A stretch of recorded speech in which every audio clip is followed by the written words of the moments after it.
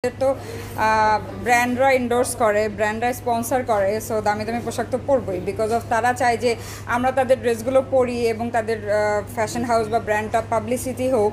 So সেই সুবাদে আসলে আমাদেরকে ড্রেস পাঠানো হয়, এবং এই যে সামনে আমার একটা অ্যাওয়ার্ড শো আছে, সেখানে অলরেডি কয়েকটা ডিজাইনার আমাকে বলে রেখেছে যে আপু আমার হাউসের ড্রেসটা পরে যাবেন এবং সেটা ক্যাপশনে দিবেন, তো আমাদের একটু পাবলিসিটি হবে এবং আমাদের মাথা থেকেও একটা টেনশন কমলো যে একটা নতুন ড্রেস কিনতে হবে। সেই ক্ষেত্রে দুজনের দিক থেকেই বেনিফিশিয়াল আমার কাছে মনে হয়, এবং এটা একটা ভালো উদ্যোগ, বিকজ আমরা আশেপাশের কান্ট্রিতেও দেখি যে বড় বড় ডিজাইনাররা ড্রেস স্পন্সর করে থাকে, তো নায়িকারা তো সেই সুবাদে ব্র্যান্ডেড জিনিসপত্র তো পরবেই। আপু, আজকে আপনি যে ড্রেসটা পরে এসেছেন এই ড্রেসটা সেম আমরা নোরা ফাতেহি দেখেছিলাম, তো আপনি কি আমি দেখি নাই নোরা ফাতেহিকে, বাট হ্যাঁ সে এই টাইপের ড্রেস পরে। হ্যাঁ আমার ওকে ভাল লাগে অনেক, বাট এরকম না যে ওকে দেখে পরা।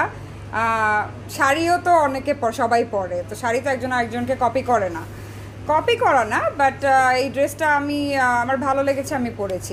কাউকে কপি করে না আসলে, অনেক কম প্রাইস, একদম বলার মতো প্রাইসই না, বলার মতো কোনো প্রাইসই না, এটা অনেক কম। এটা আমার নিজের ড্রেসের জন্য এটা অনেক সস্তা।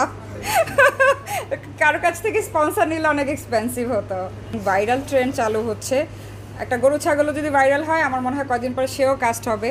তো নাও আই এম ওয়েটিং, যে ছাগলটা ভাইরাল হলো সেই ছাগলটা খুব তাড়াতাড়ি দেখা গেছে যে অ্যাক্টিং করছে, বিষয়টা এরকম হয়ে গেছে আমার কাছে। এটা খুবই আমার কাছে খারাপ লাগে। আমার মনে হয় যে ট্যালেন্টকে নিয়ে কাজ করা উচিত, নট যে ভাইরাল তাকে। এইটাকে যদি আমরা আরও ইন্সপায়ার করি তাহলে মানুষ যা তা পাগলামি করে চিন্তা করবে যে নেগেটিভিটি স্প্রেড করে কোনোভাবে খালি একটু ভাইরাল হইতে পারলেই হয়েছে, তারপরে তো আমি হিট।